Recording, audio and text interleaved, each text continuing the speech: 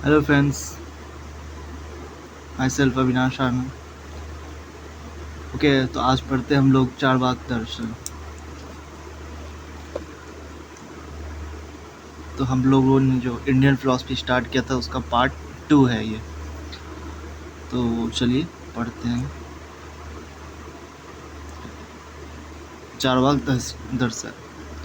जहाँ तक चारवाक दर्शन की बात की जाए तो इंडियन फिलॉसफी के 9 दर्शन में एक यही है जो जिसको हम पूरी तरह से नास्तिक दर्शन बोल सकते हैं।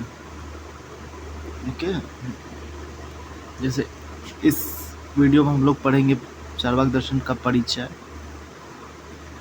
ज्ञान मीमांसा, प्रत्यक्ष प्रमाण, अनुमान प्रमाण का खंडन कैसे करते हैं और शब्द प्रमाण का खंडन कैसे करते हैं, और इनका तत्व मीमांसा पढ़ेंगे जिसमें जगत विचार, आत्मा के अस्तित्व का खंडन, ईश्वर के अस्तित्व का खंडन कैसे करते हैं चारवाक, वो देखेंगे।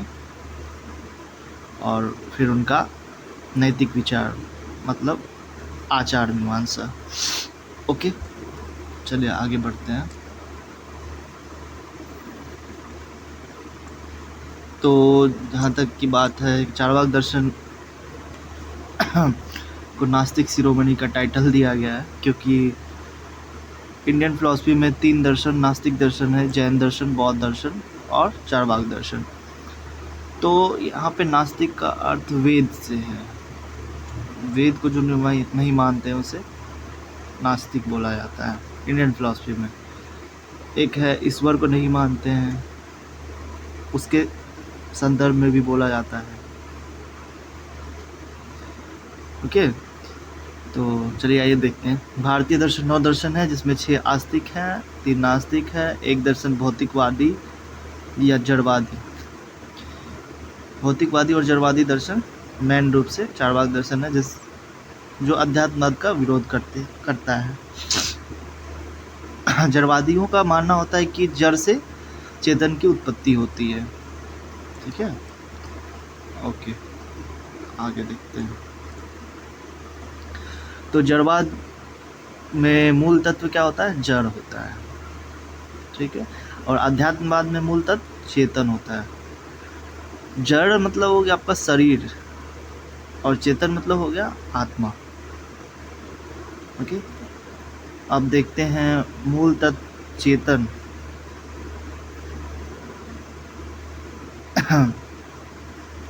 लेकिन चारवाक ने मूल तत्व किसको किसको माना है, आइए देखते हैं। अग्नि को, पृथ्वी को, वायु को, जल को। तो यहाँ पे याद रखने वाली बात ये है कि उन्होंने आकाश को मूल तत्व नहीं माना है। ये क्वेश्चन बन सकता है कि आकाश कौन सा ऐसा तत्व है 5 तत्व में जिसे चारवाक ने मूल तत्व नहीं माना है। ये क्वेश्चन आ सकता है। ठीक है, और आगे देखते हैं। चारवाक शब्द का अर्थ चर्व धातु से, अर्थात चारवाक चर्व धातु से बना जिसका अर्थ चबाना होता है। मतलब इनका पूरा दर्शन खाओ पियो ऐश करो यहीं तक रहता है। इसलिए कुछ दार्शनिकों ने ये निकाला कि इसका अर्थ चबाना हो सकता है। बस सबने माना है कि इसका अर्थ ये हो सकता है, कोई कुछ, सब अलग अलग निकाले हैं। ठीक है, जैसे किसी ने माना है कि चारु प्लस वाक, अर्थात चारु मतलब सुंदर और वाक मतलब शब्द या बातें। मतलब ऐसा बोला जाता है कि अच्छी अच्छी बातें बताकर भला फुसला, जैसे तुम ये करो। मतलब आज के ज़माने में जैसे हर कोई वही चाहता है, खाओ पियो ऐश करो, कुछ मेहनत ना करना पड़े, कोई एथिक्स का पालन नहीं करना पड़े। बस चारवाक में भी यही बोला गया है। कुछ दार्शनिक बोलते हैं कि इनमें अच्छी बातों को चबा लिया जाता है। ओके, चलिए आगे देखते हैं। तो इसकी उत्पत्ति के संदर्भ में बहुत कुछ बोला जाता है, आइए देखते हैं। बेसिकली चारवाक किसी दार्शनिकों ने माना कि चारवाक एक ऋषि थे जो मतलब जिसके गुरु मतलब बृहस्पति,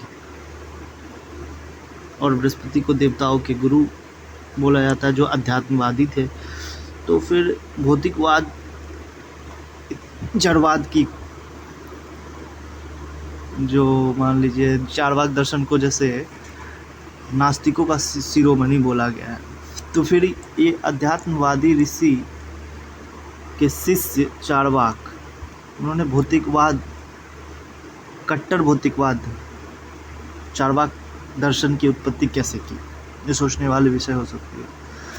तो कुछ ऋषियों का मानना है कि असुरों को नष्ट करने के लिए चारवाक दर्शन की स्थापना की गई। मतलब अगर ऐसा बोला जाएगा कि आप ये करो ये करो, ये उसको दर्शन बना दिया तो एक तरह से पाप होगा, और वो जितना ज़्यादा पाप करेंगे उनका नाश होगा।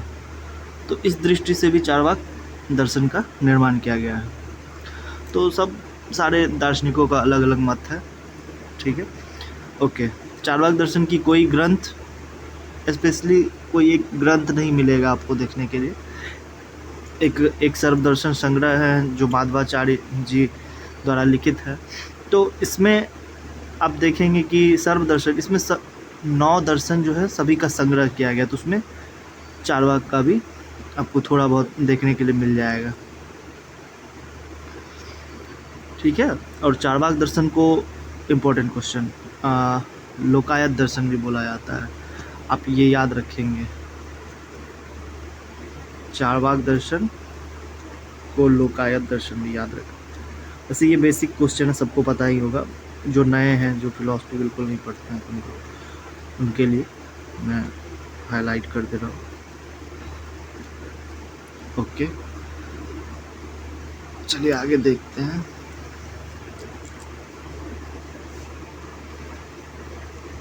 चारवाक दर्शन, हाँ एक चीज़ और छूट गया दोस्तों, भारतीय दर्शन की जो शैली है उसमें पूर्व पक्ष और उत्तर पक्ष दोनों में मतलब एक दूसरे का खंडन करता है। मतलब इसमें आज़ादी है ताकि कुछ अच्छा प्राप्त हो, कट्टरता कुछ नहीं है भारतीय दर्शन में, ठीक है, ओके। चलिए आगे देखते हैं।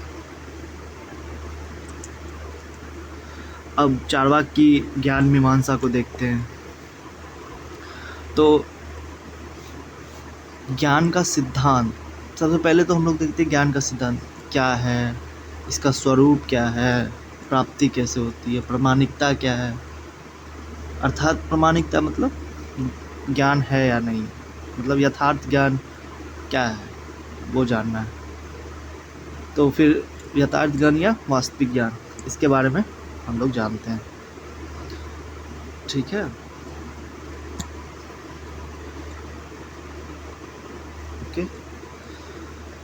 हाँ, वस्तु के अनुरूप जो ज्ञान प्राप्त होता है हमें, उसे यथार्थ ज्ञान प्राप्त, जैसे जैसी वस्तु है वैसा अगर हम लोगों को ज्ञान प्राप्त हो रहा है उसको हम लोग यथार्थ ज्ञान बोलेंगे। एक मिनट, हाँ, तो यथार्थ ज्ञान को हम लोग प्रमा बोलते हैं। दार्शनिक भाषा में यथार्थ ज्ञान को क्या बोला जाता है? प्रमा। अर्थात वास्तविक ज्ञान अगर हम लोग किसी चीज़ का बोलते हैं तो उसको हम प्रमा बोल सकते हैं। और अयथार्थ ज्ञान मतलब वस्तु के विपरीत ज्ञान, मतलब जैसी वस्तु है उसके विपरीत अगर हमें ज्ञान प्राप्त हो रहा तो वो अयथार्थ ज्ञान है, इसे अप्रमा बोला गया है। तो प्रमा का प्रमाण सिर्फ प्रत्यक्ष को मानते हैं चारवाक, अर्थात जो प्रमाण दिया जाता है, प्रमाण के से 4 और 6 भी बोल सकते हैं आप। एक मिनट, प्रमेय, प्रमाता, प्रमेय से आशय है यहाँ पे वस्तु का, और प्रमाता से ज्ञाता का। जैसे हम किसी वस्तु को देखते हैं तो जो वस्तु होता है उसे हम प्रमेय बोलते हैं, और जो उस चीज़ का ज्ञान प्राप्त करते हैं उसे प्रमाता बोला जाता है। और उस चीज़ को जैसे जिस चीज़ से हम उस चीज़ को प्रमाणित करते हैं उसे, तो प्रमाण 4 टाइप से, उसी में एक प्रत्यक्ष होता है, तो प्रत्यक्ष को ही चारवाक मानते हैं। एक अनुमान होता है, एक शब्द होता है, उपमान होता है, अर्थापत्ति होता है।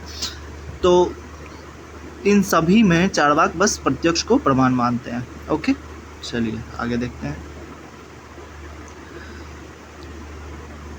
प्रत्यक्ष प्रमाण प्रत्यक्ष प्रमाण के बारे में चार्वाक क्या बात करते हैं, देखिए प्रतिज और अक्ष, आँखों के सामने जो हम आँखों से स्पष्ट रूप से देख सकते हैं, जो हमारे आँखों के सामने है, तो बस उससे जो हम लोगों को ज्ञान प्राप्त होता है उस ज्ञान को प्रमाण मानो। तो यहाँ पे प्रत्यक्ष को एक तरह से अगर हम ये बोले कि आँखों से प्राप्त ज्ञान, तो फिर ये एक तरह से संकीर्ण, मतलब इसका जो है प्रमाण का जो एरिया है वो बहुत छोटा पड़ जाएगा अगर हम जो आँखों से देख रहे थे। यहाँ पे प्रत्यक्ष का मतलब इंद्रियों से प्राप्त ज्ञान, ये व्यापक अर्थ में हम इसका यूज़ कर सकते हैं। और इंद्रियां 5, एक बाह्य प्रत्यक्ष, एक मानस प्रत्यक्ष, छठा मन, आँख, नाक, कान, जीभ, त्वचा। मन से हम लोग क्या किस चीज़ का प्रत्यक्ष करते हैं, सुख और दुख का। कभी हम सुखी होते हैं, कभी हम दुखी होते हैं। ओके, चलिए आगे देखते हैं। चार्वाक प्रत्यक्षे किम प्रमाणम, अर्थात चार्वाक का कहना है कि प्रत्यक्ष को प्रमाण की क्या आवश्यकता है। ओके, केवल प्रत्यक्ष को ही प्रमाण मानते हैं चार्वाक जी, और अन्य प्रमाण जो हैं उपमान, शब्द, अनुमान, इसका खंडन करते हैं। इनसे जो ज्ञान प्राप्त होता है वो यथार्थ ज्ञान प्राप्त नहीं होता, अर्थात अप्रमा की प्राप्ति होती है। चलिए अन्य प्रमाणों का खंडन किस टाइप से करते हैं, चलिए देखते हैं, इसको समझते हैं। मैंने शॉर्ट फॉर्म में लिखा है, तो इसको आप बड़ा करके भी लिख सकते हैं, आंसर राइटिंग अगर करना होगा फिलॉसफी का। तो वैसे आप ऑब्जेक्टिव टाइप से देखिए ताकि आपको काम दे एंट्रेंस के पेपर में, और सब्जेक्टिव आप इसको जोड़ के अपना लिख सकते हो। ठीक है, अन्य प्रमाण को खंडन कैसे करते हैं देखते हैं। अनुमान प्रमाण, अनु जोड़ मान, अर्थात पश्चात ज्ञान। पश्चात ज्ञान मतलब जैसे पूर्व ज्ञान जो हमें प्राप्त होता है, उस ज्ञान के आधार पे बाद में जो हम जिस ज्ञान को अनुभव करते हैं, मतलब अनुमान लगाते हैं कि अच्छा ऐसा हुआ था तो ये ऐसा हो सकता है, तो उसे अनुमान बोला जाता है। तो तभी जो ज्ञान प्राप्त हो वो तो एक तरह से पश्चात ज्ञान ही है ना, अर्थात पूर्व ज्ञान के आधार पर ज्ञान। ठीक है, अब आइए देखते हैं। तत्वपूर्वकम अनुमानम, गौतम जी इसी के आधार पे बोले हैं महर्षि गौतम कि तत्पूर्वकम अनुमानम, अर्थात पहले जो हम लोग जो भी देखते हैं तो उसी के आधार पर अनुमान करते हैं, उसी के बारे में यहाँ बात हो रही है। चलिए आगे देखते हैं। अनुमान प्रत्यक्ष ज्ञान पर निर्भर करता है, तो ये तो बेसिक सी बात है, अनुमान प्रत्यक्ष ज्ञान पर निर्भर करता है। जैसे हम लोग अगर पूर्व में कभी नीलगाय देखे रहेंगे तो उसके आधार पर ही हम लोग तो बोला जाएगा, तो हम लोग फिर से अगर नीलगाय को देखते हैं तो अनुमान कर सकते हैं अच्छा दो सिंह था। तो इसमें कभी कभी संशय भी बन जाता है, क्योंकि नीलगाय और गाय इसमें बस रंग का भेद है। अगर हम रंग के बारे में अगर नहीं बोला जाए तो यहाँ पे हम गाय और नीलगाय में भेद करने में थोड़ा दिक्कत आ सकता है। तो चलिए उसके बारे में बाद में बात करते हैं। चलिए पहले देख लेते हैं। अनुमान का 3 अवयव होता है। पहला हेतु, साध्य और पक्ष।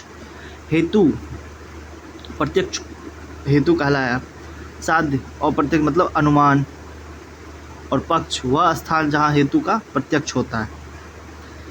इसको अभी आप लोगों के लिए नया होगा, अगर जिनका बैकग्राउंड फिलोसफिकल नहीं है, हेतु साध्य पक्ष क्या होता है। तो आइए यहाँ पे एग्जाम्पल के थ्रू समझने का कोशिश करते हैं।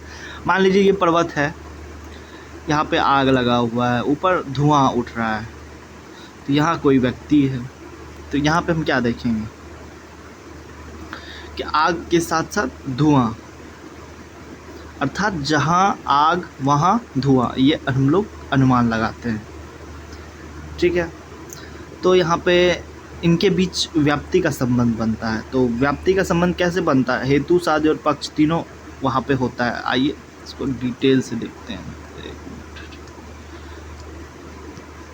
हाँ ओके, तो हम अनुमान में देखते हैं कि अनुमान का प्राण कहलाता है व्याप्ति संबंध। तो व्याप्ति संबंध कैसे बनता है, तो इसके बीच अब मैंने जैसे बताया अभी कि 3 चीज़, साध्य, हेतु और प्रत्यक्ष। तो यहाँ पे धुआं हेतु कहलाया, साध्य क्या है? आग। इस धुआं का कारण तो साध्य है ना, तो इसलिए साध्य आग हुआ और धुआं हेतु हुआ। और इसका हम लोग क्या करते हैं? प्रत्यक्ष करते हैं।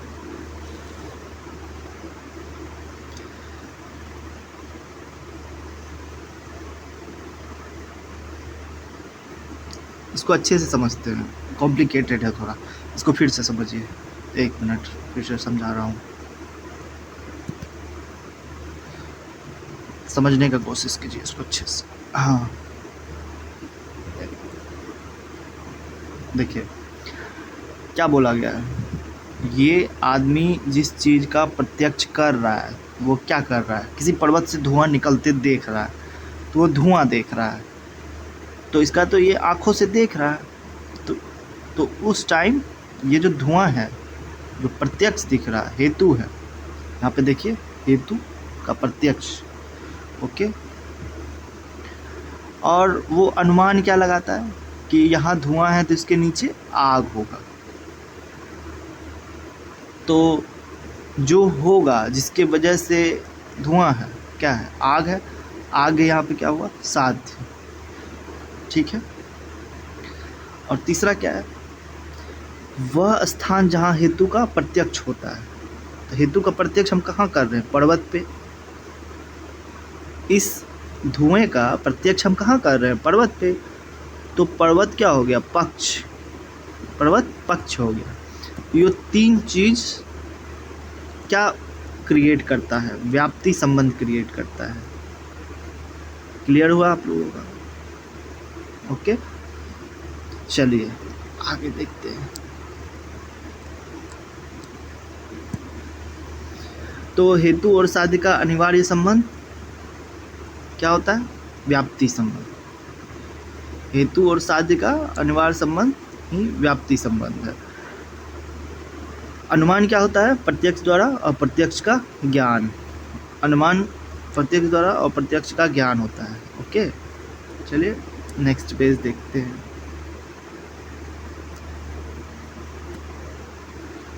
चलिए देखते हैं आगे। और ये वीडियो बहुत लंबा बन रहा है, मैं इसे एक ही वीडियो में ख़त्म करना चाहता था, लेकिन बहुत बड़ा हो जाएगा, तो इसको जस्ट हाफ तक पढ़ा के मैं स्टॉप कर दूंगा। ओके, चलिए देखते हैं। तो फिर यहाँ क्या देखते हैं हम लोग कि व्याप्ति संबंध हेतु और साध्य का। व्याप्ति संबंध जो होता है हेतु और साध्य के मध्य होता है। हेतु साध्य समझ लिए थे कि हेतु जो हम लोग जिसका प्रत्यक्ष करते हैं मतलब धुआं, और वो धुआं जिसके वजह से होता है मतलब आग नीचे होगा, तो इसका साध्य करते हैं। तो आइए संबंध से व्याप्ति संबंध के बारे में क्या क्या बोला जाता है। यह नियत, सहचर्य, सार्वभौम, अव्यभिचारी, अनौपचारिक होता है। नियत मतलब हमेशा, जब भी करोगे आप ऐसा ही हो। साहचर्य एक दूसरे के साथ होता है, जहाँ धुआं होगा वहाँ आग हो, जहाँ आग हो धुआं हो। सार्वभौम जिसमें प्रत्येक स्थान पे कहीं भी ऐसा कीजिए वही होगा। अव्यभिचारी परिणाम से विचलित नहीं। और अनौपचारिक शर्त रहित, मतलब इसके लिए कोई शर्त नहीं होता है। चलिए, अनुमान का खंडन चार्वाक क्या बोल के करते हैं। ये तो आप अनुमान के बारे में सीख लिए, उसमें क्या क्या नेसेसरी है, क्या क्या ज़रूरी है। तो अब इसका खंडन चार्वाक क्या कहते हैं। चार्वाक कहते हैं कि अनुमान निर्भर करता है व्याप्ति संबंध पे, जैसा कि आप लोगों ने आगे देखा। और व्याप्ति संबंध का क्या है? इसका निश्चयात्मक सिद्धि नहीं हो सकता, ये दोषपूर्ण है। तो ये कैसे कह सकते हैं, आइए देखते हैं कि उन्होंने ऐसा क्यों कहा।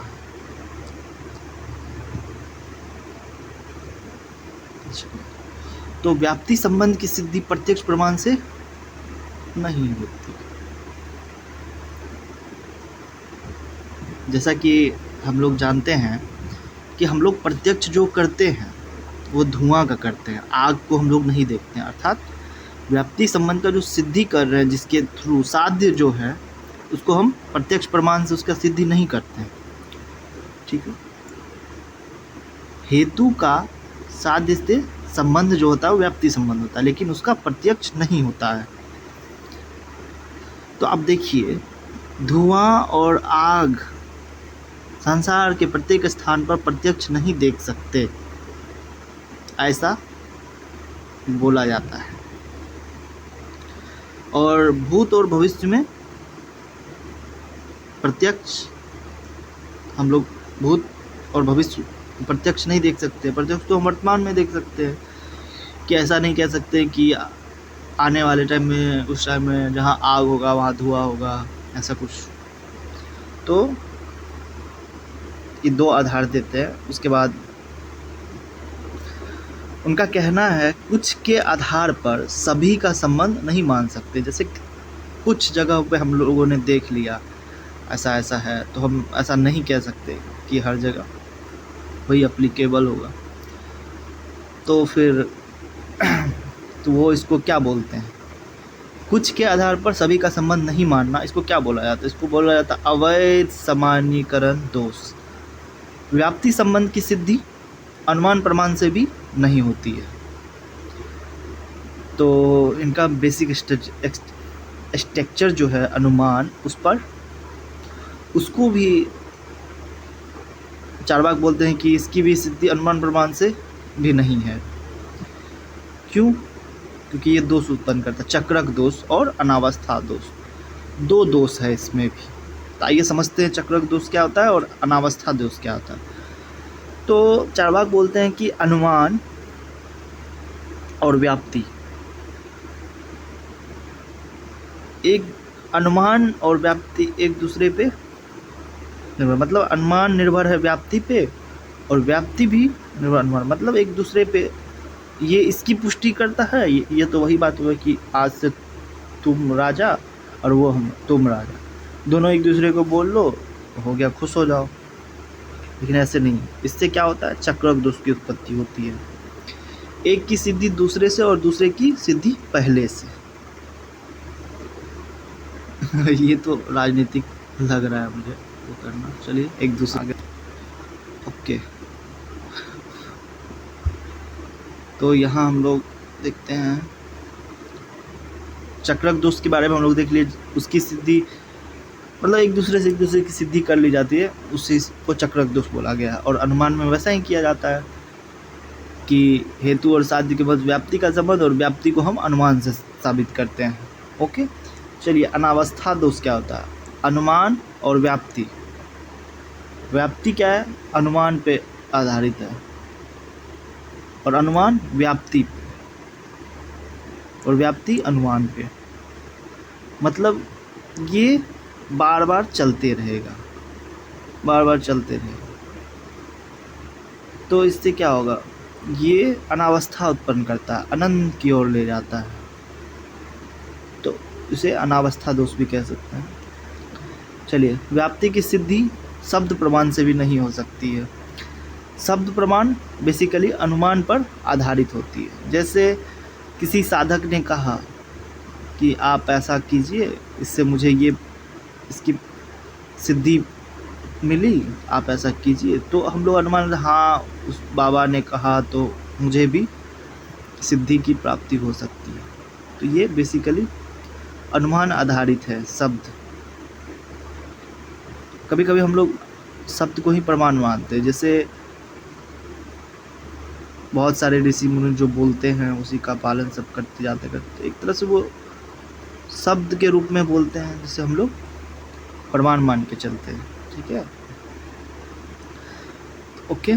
चलिए, तो उनका कहना है कि शब्द की सिद्धि भी अनुमान आधारित होता है। ठीक है, उदाहरण, राम विश्वसनीय व्यक्ति है, सभी विश्वसनीय व्यक्तियों के वचन मान्य है।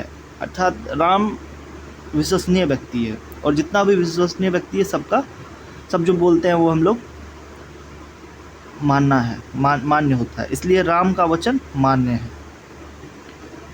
हम लोग अनुमान करते हैं ऐसा कि राम भी विश्वसनीय व्यक्ति है और सभी विश्वसनीय व्यक्ति का वचन मान्य है, इसलिए राम का वचन मान्य है।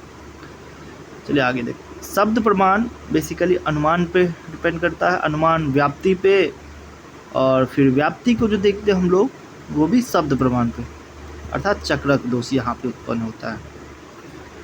और शब्द प्रमाण के बारे में और क्या बोलते हैं कि आप्त वचन है, अर्थात कोई भी जो पुरुष है, जो भी ऋषि महात्मा है, वो जो भी वचन बोले हैं उस वचनों को आप्त वचन बोला जाता है और उस पुरुष को आप्त पुरुष बोला जाता है।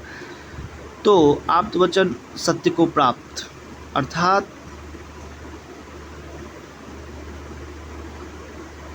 उनके वचन ही आपको सत्य की प्राप्ति दिलाएगी, अर्थात उनके वचन सत्य हैं, ऐसा मान के चलते हैं। आप्त पुरुष द्वारा कहा गया वचन विश्वसनीय है। तो मुझे लगता है कि यहाँ पे सबसे बड़ा दोष हम लोगों का पूरा प्रमाण इसी पे निर्भर हो जाता है कि आप्त पुरुष कितना सच बोलता है। तो शब्द प्रमाण लौकिक और वैदिक दो टाइप से देखते हैं। पहला विश्वसनीय व्यक्ति होते हैं, एक है वेद पुराण उपनिषद, ये सब शब्द प्रमाण ही तो है, हम लोग भी उनको मान के चलते हैं। पहले के ज़माने में उपनिषद गुरु के निकट समीप बैठ के जो भी वचन वो बोलते थे उनको सुनते थे, बाद में उसी को संकलित कर दिया गया, वेद उपन्यास का रूप दे दिया गया। वे सभी आप्त पुरुष के द्वारा कहे गए वचन ही है, जिसको हम लोग अभी तक मान के तो चलते ही हैं। ओके, चलिए आगे देखते हैं।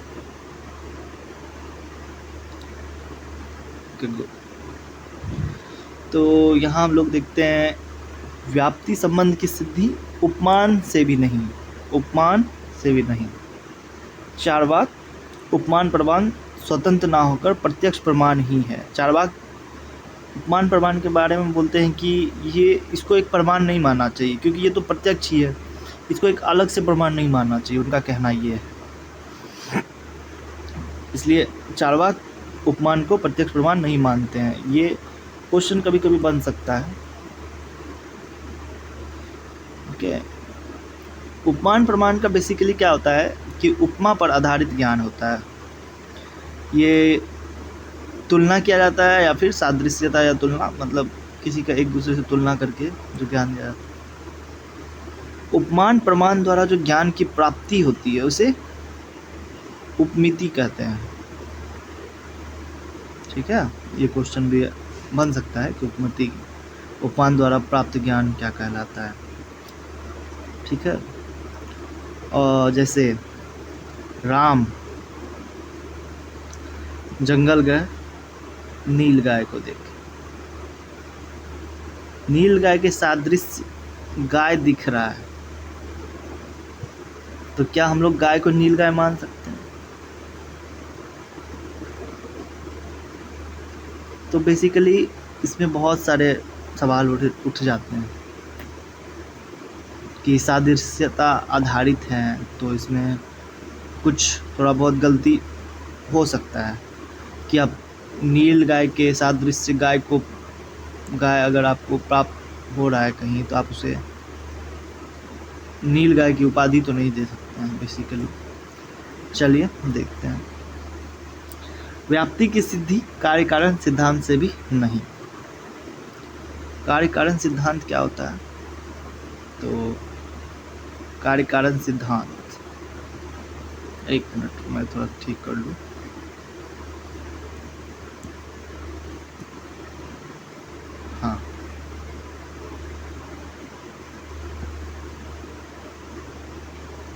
हाँ, तो व्याप्ति की सिद्धि कार्य कारण सिद्धांत से भी नहीं। कार्य कारण सिद्धांत प्रत्येक कार्य का कारण होता है, अर्थात कार्य कारण सिद्धांत क्या होता है पहले ये जानते हैं। कार्य कारण सिद्धांत बोलता है कि कोई भी जो कार्य घटित होता है उसके पीछे कारण होता है।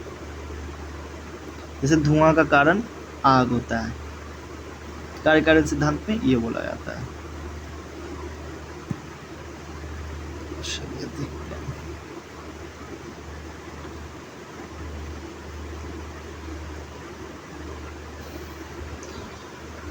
तो उपादान कारण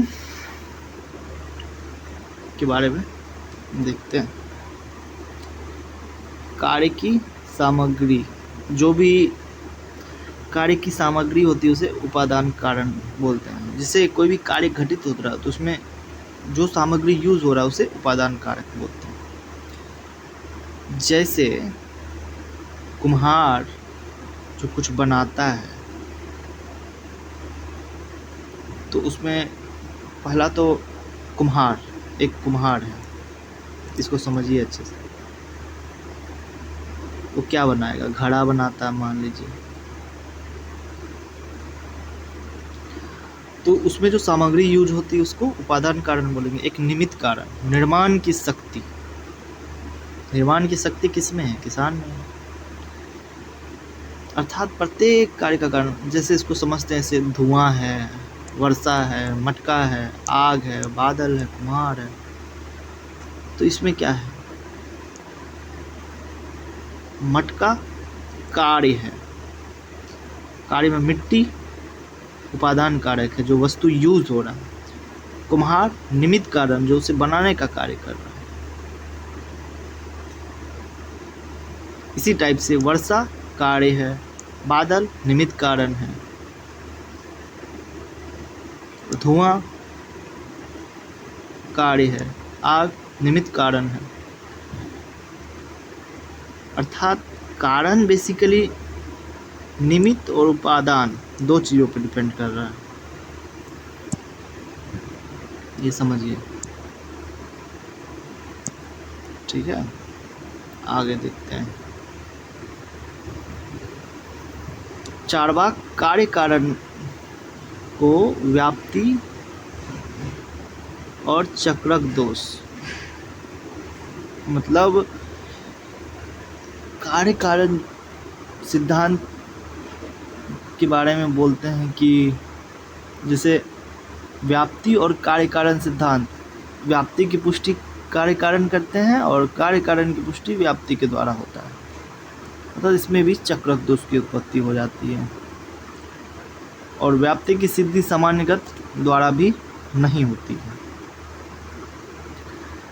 मतलब प्रत्यक्ष विशेषो सामान्य नहीं, मतलब प्रत्यक्ष से विशेष की सिद्धि, लेकिन विशेष से सामान्य की सिद्धि नहीं हो सकती। अर्थात जहाँ जहाँ धुआं वहाँ वहाँ आग है। पर्वत पर धुआं है इसलिए पर्वत पर आग है। तो यहाँ पे व्याप्ति हम लोग ये निकाल लेते हैं कि जहाँ भी धुआं होगा वहाँ वहाँ आग होगा, लेकिन ये दोषपूर्ण है। तो इसमें दोष कौन सा है? आत्माश्रय दोष। अर्थात जिसे सिद्ध करना है उसे पहले ही मान लिया जाता है। इसको आप अच्छे से समझिए। जैसे देखिए पर्वत है, इस पे मान लीजिए पर्वत पे आग है, एक मिनट, मान लीजिए आग है, ठीक। यहाँ कोई आदमी है, ये देखा यहाँ पे आग है, मतलब धुआं है, सॉरी धुआं है, नीचे आग है। तो प्रत्यक्ष तो वो धुआं का कर रहा है, अर्थात ये हेतु हो गया।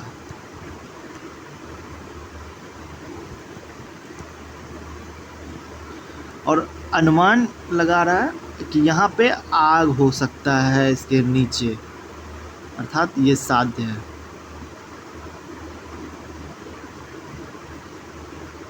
तो चार्वाक का कहना है कि हमें पुष्टि करनी है किसकी? आग की, कि आग है इसलिए धुआं, क्योंकि धुआं तो हम देख रहे हैं। तो आग का होना, हम लोग इसको पुष्टि कैसे करते हैं कि एक व्याप्ति है, जहाँ जहाँ धुआं दिखेगा वहाँ आग होगा। तो अर्थात हम व्याप्ति पे डिपेंड करते हैं और उसके आधार पर अनुमान लगाते हैं कि यहाँ आग हो सकता है, ठीक है। तो वही उनका कहना है कि इसमें आत्माश्रय, मान लीजिए जिसकी हम लोगों को सिद्धि करनी है वो हम पहले ही मान लेते, जहाँ धुआं है वहाँ आग है,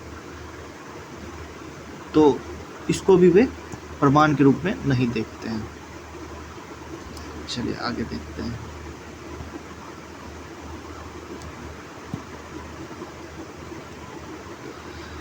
तो बेसिकली चार्वाक जी क्या क्या किए हैं?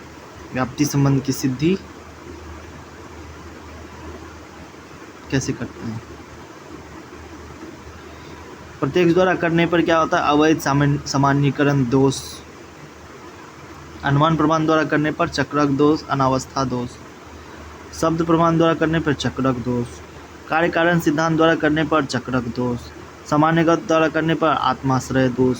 आत्माश्रय दोष वही हुआ कि मान लीजिए जो चीज़ को हम लोग को सिद्ध करना है उसके लिए हम पहले से ही एक व्याप्ति ले लेते हैं, मतलब जिसको सिद्ध करना है उसको पहले से ही एक सिद्ध वचन के द्वारा हम लोग सिद्ध तर्क से नहीं उसको साबित कर सकते हैं। अर्थात व्याप्ति संबंध दोषपूर्ण है, अनुमान प्रमाण नहीं, ये चार्वाक का कहना है। ठीक है, तो दोस्तों वीडियो बहुत बड़ा हो गया, इसको यहीं रोकते हैं। इसका पार्ट 2 मैं जल्द ही लाऊंगा, उसमें चार्वाक पूरा ख़त्म ही हो जाएगा। ओके, ठीक है दोस्तों, बाय।